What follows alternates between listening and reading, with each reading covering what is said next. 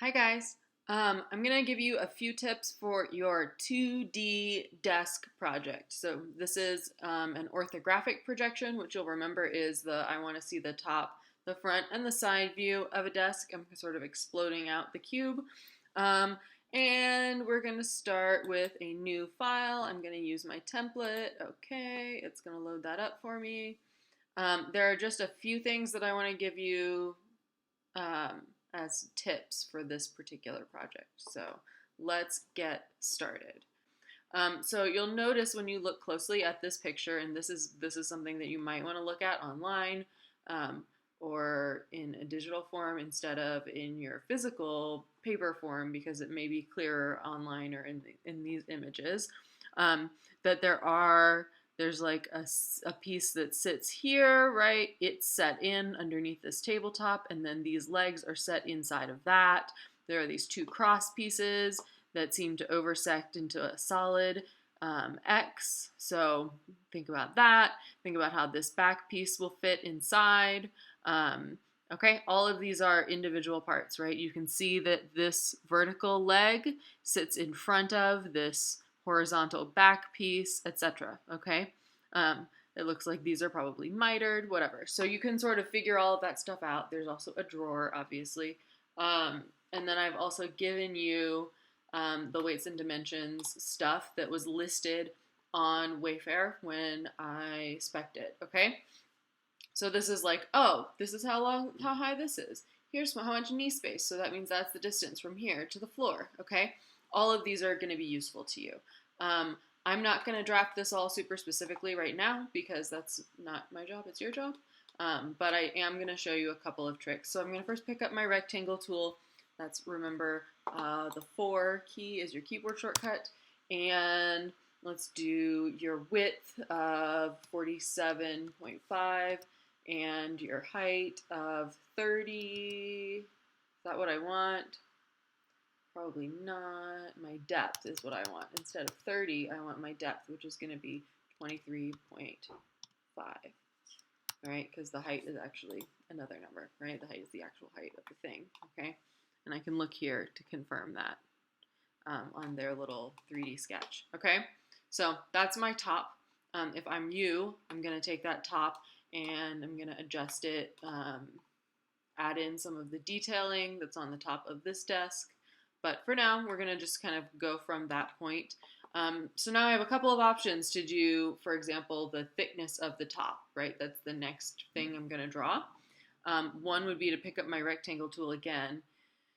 And instead of measuring for this width measurement, I can just snap to it.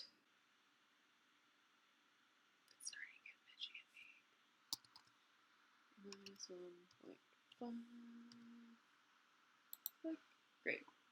So the next thing I'm going to do is I'm going to pull this down, okay, and draft my front view below my top view because that way I'm able to match up dimensions and give myself that parallel height. So I'm going to use my move command. I'm going to leave my x offset the same, and my y offset I might do like -3 feet, so I have some space to play. This is the way that you want to lay out any isometric projections. Historically, if you look in your drafting textbook, it's so that they can share dimensions, which is a great reason. But it's also really useful because it allows you to do that trick I just did, where I'm copying and pulling down by snapping to individual locations. Okay, so there's my second plate. I know I need to have some sort of a tabletop. There's a lot of different ways I can get there. One of them might be to duplicate this existing piece and align it underneath and then make adjustments to the size of it. So I don't have to type in a specific number. I can actually just subtract a number. So I can say this -3 inches and it'll take in 3 inches symmetrically because I've clicked in the center row of dots. And then this height, I think it wants to be, instead of 1.5, I think it wants to be maybe more like 2.5 inches. It's something I could double check in a minute. Because another thing I'm going to want to look at, right, was that knee space height. the vertical section, all of that kind of stuff, okay?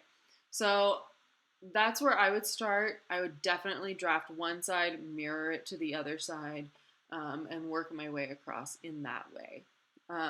So just get your top view, your front view, don't forget that back cross piece, and then your side view.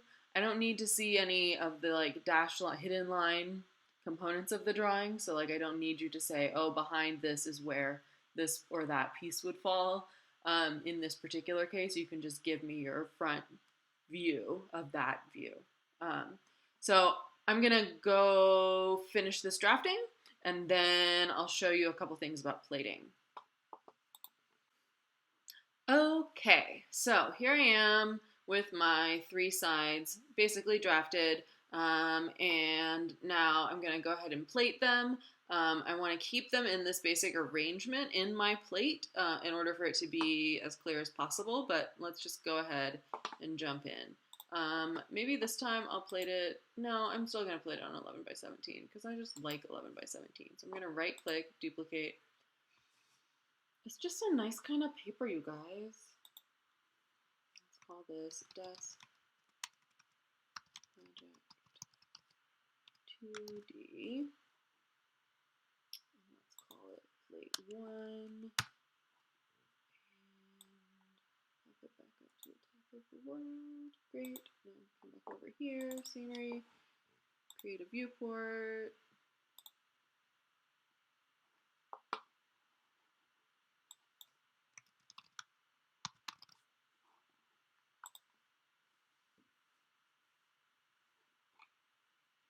Oh my goodness.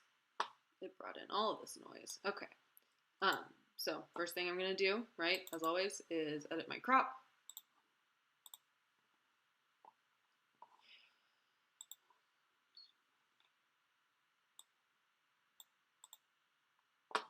Next thing I'm going to do, because this is obviously very tiny on a very large piece of paper, is I'm going to change up my scale to, let's just for fun say 1-inch scale.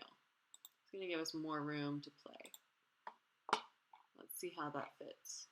I think that'll be fine. Great. So we're going to change it up. We're going to use 1-inch scale. Grab my X key, bring my piece in. Cool. I'm going to kind of put it on this side because I'm about to do the other two around it, okay? I still need to come into annotations and bring my drawing label up where it is, where it can be found, right? Because now it's like some other piece of the world. Okay, so while I'm in viewport annotations, and this is after I changed this to dimensions, like 12 point as a text style. You can set your own text styles if you have opinions. You can like change the font and set those up as defaults. But for me, we're just gonna do one of these. The next thing I like to do, and this is also helped by using this dimension class. You can go ahead and switch to the dimension class. We can also edit the class itself. It's not a bad idea, so let's set that up for the moment. So dimension class, fill is white, pen. Let's change the pen color. Edits. I'm going to change my pen color for my dimension class to blue. And the reason I'm doing that is that it helps me clarify and differentiate those signs, right? Let's see what other things I can edit in this class. Graphic attributes, those things are all great. Okay, this stuff is all fine. I'm going to change this and use my text style and have it use that at creation. That'll help me out too.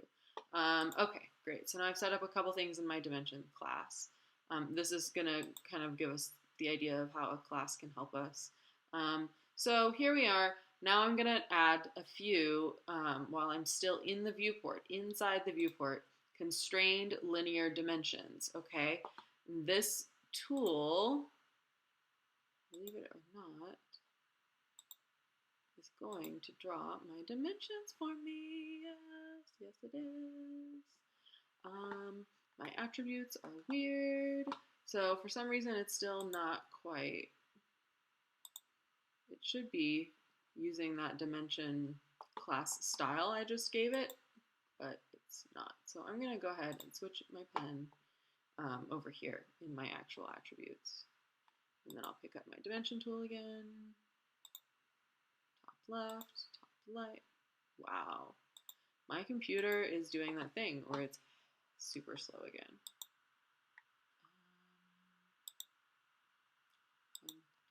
Okay. If you want your dimensions to look more, let me get out of that dimension tool. X key, really? It's like being like that. If you want them to look more like standard theatrical dimensions, these are obviously kind of an architectural dimension. You can zoom in and you can swap out the dimension style that it's drawing in. And this is something you can also change in your like when you go in to build them. So when you have your tool open, you can swap it. So right now it's this architectural standard. If we switch it to ASME, it's now going to give the arrow lines instead of the hash mark lines, and it'll center that inside. And that's a more standard theatrical dimension, so that's not a bad idea, okay?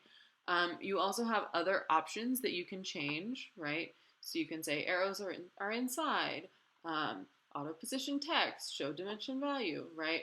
All of these things are options, okay? As you start dimensioning more detailed things, you might add notes, you might add a leader line if it's a dimension that doesn't fit inside, right? Remember that your longest dimensions would be on the outside, and then smaller dimensions would nest inside of that as well if you have an object with multiple dimensions available. So those are some basics about dimensions. You can tell it to do aligned or horizontal, depending on how you're feeling, what you're up to. And then as you build out the rest of your plate, you want to keep this all standard and also align your drawings as much as possible. So like if I'm going to take this, for example, and I want to go ahead and do my front view. Because it's aligned correctly in my actual drafting plate, it's super easy because I can just go in, move my crop around, right? And then I'll just move the annotation box, right, on the next plate.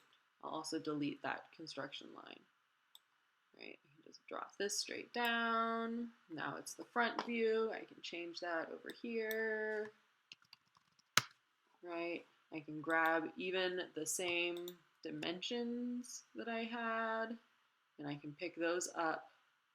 Theoretically, I can pick them up.